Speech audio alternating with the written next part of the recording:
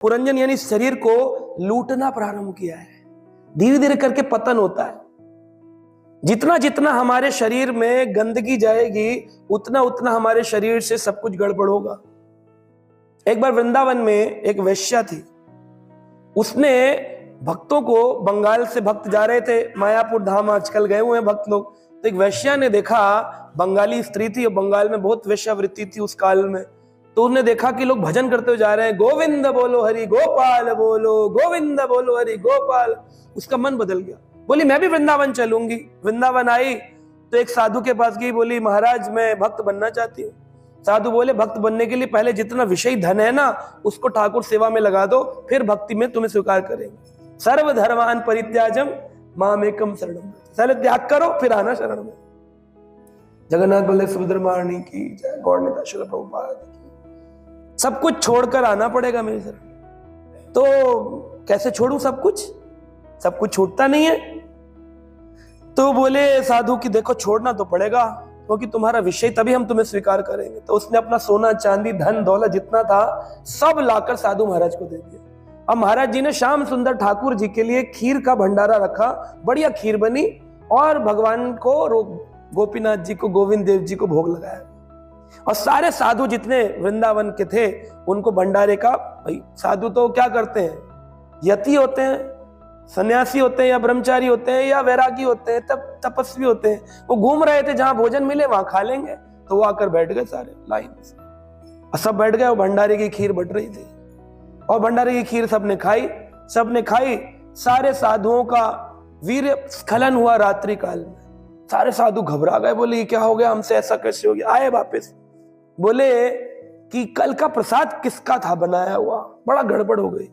तो उन्होंने बोला नहीं श्याम सुंदर भगवान का भोग लगा हुआ था, वृंदावन का भोग प्रसाद था। कितने चौराहे पे परिक्रमा में जा रहे हो, भंडारे चलते हैं तो लोग कुछ भी खा लेते हैं, गोवर्धन में कचौड़ी खा ली, सब्जी खा ली, कुछ भी खा लेते हैं। बोले सब प्रसाद है, सब प्रसाद है जी, सब प्रसाद है, सब खा लेते हैं, सब खा लेते हैं। तो क्या हुआ, सबका वीर स्खलन हो, सबका तपस्या भंग हो गई, सबके वैराग्य भंग हो गया। बोले ये कैसे हो गया? तो पता चला, साधु ने कहा कि देखो भाई ये जो धन था ना वो वैश्या का धन था जिससे भगवान को भोग लगा। भगवान का डाइजेशन पावर बड़ा स्ट्रांग है, वो सबके आराध्य है, वो सब कुछ स्वीकार कर सकते, कंकड़ पत्थर सब खा सकते हैं। भगवान गोवर्धन शिला पे खुद प्रकट हो सकते हैं, खुद पाषाण को चेतन वस्तु बना सकते हैं, चेतन को पाषाण बना सकते हैं, वो भगवान है। तो हम कैसे खाएं? बोले उनके प्रसाद को लिखा है ऑनरिंग महाप्रसादम। क्या लिखा है?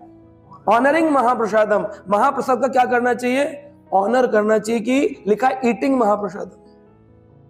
प्रसाद कैसे खाना चाहिए?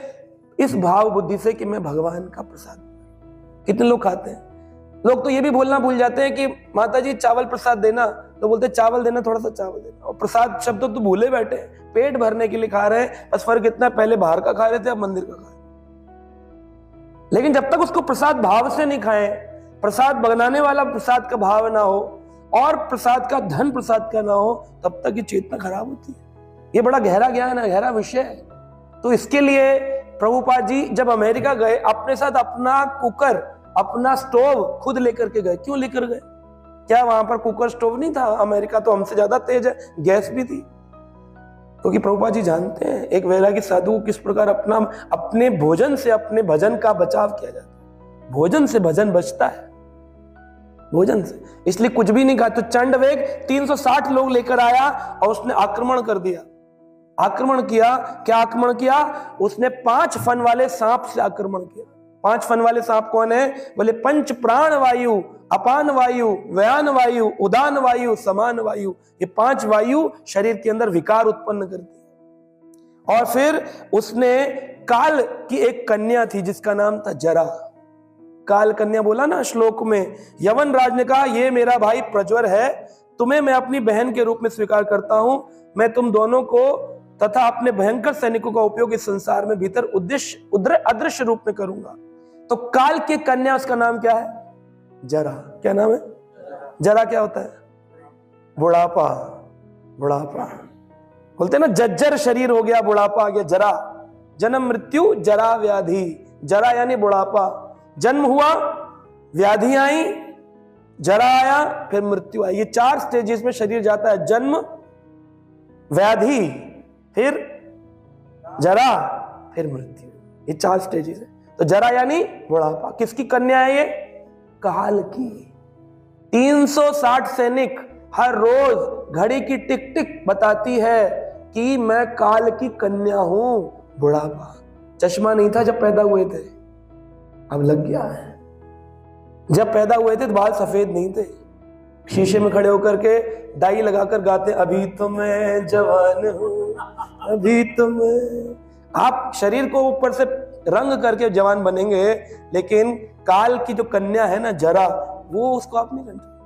बड़ी बड़ी सुंदर सुंदर हीरोइन जो होती थी बॉलीवुड की ब्लैक एंड व्हाइट जमाने में, अभी उनको देखो, देख करके आप घबरा जाओगे, प्रेत जैसी दिखती, आंखें ऐसी। जरा आ गया, उनका शरीर बदल गया, है ना। तो ये जरा काल कन्या है।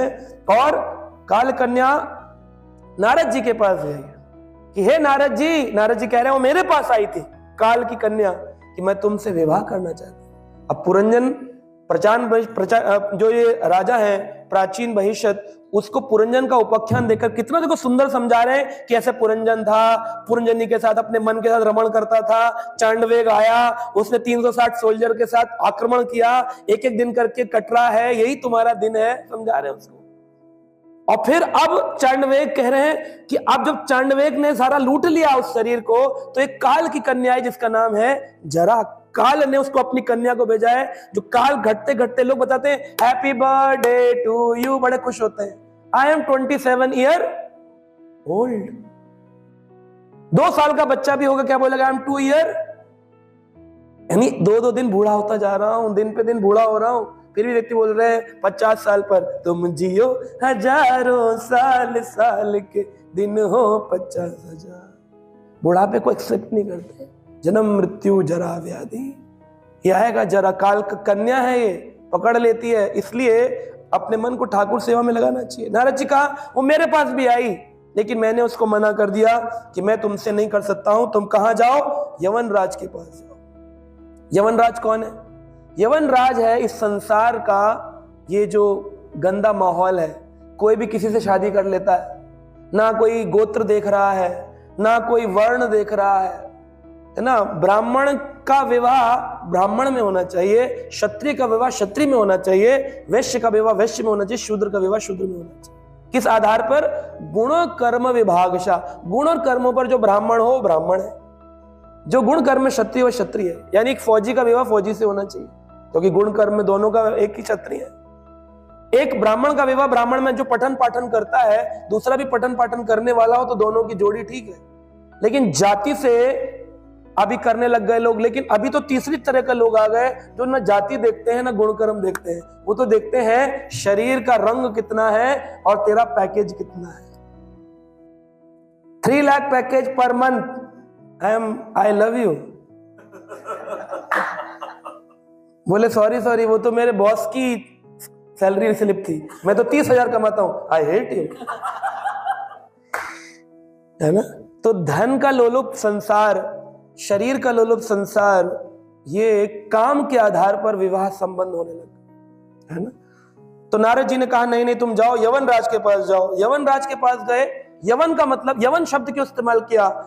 यवन लोगों में, यवन का मतलब मुसलमान लोग बोलते, लेकिन मुसलमान नहीं है।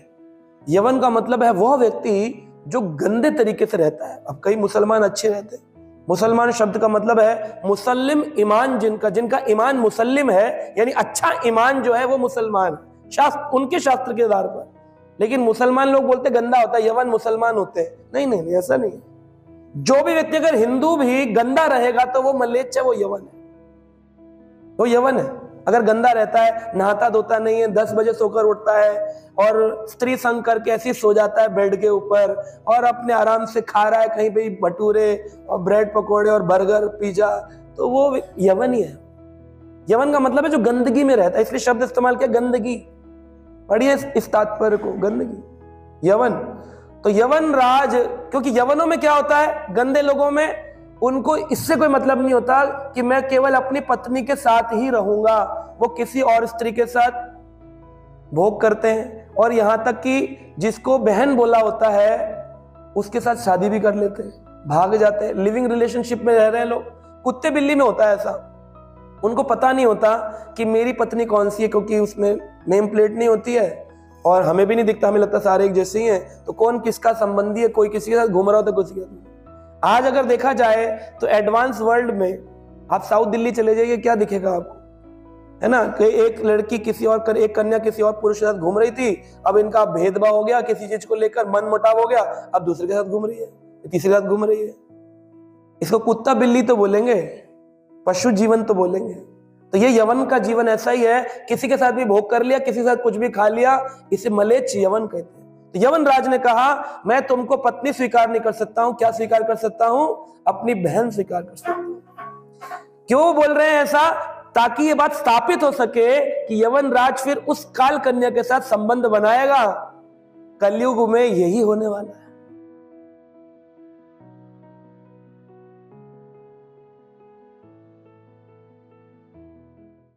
Subscribe now and press the bell icon. Never miss an update.